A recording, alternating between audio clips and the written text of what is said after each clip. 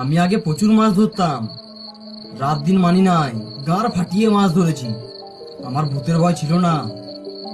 একদিন আমার মাছ ধরতে ধরতে গিয়ে দেখছি জলটা খবর খবর করে নড়ছে। আমার তো মারা ভয়ে ঘাটটা শুকিয়ে গেল।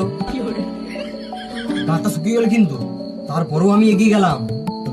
তারপরেও আমার পুলিশের গাঁ কাঁপছিল। ওই ভূতটা তো কিছুই ছিল না। এখন যে ভূতটা আছে না, সেটার নাম হলো স্প্রিং ভূত।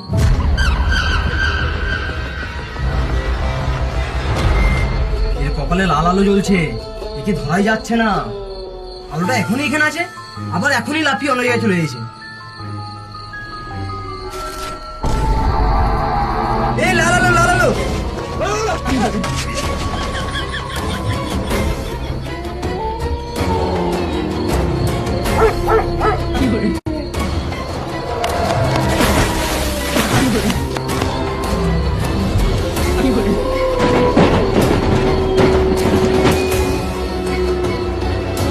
ভূত ভূত ভূত ভূত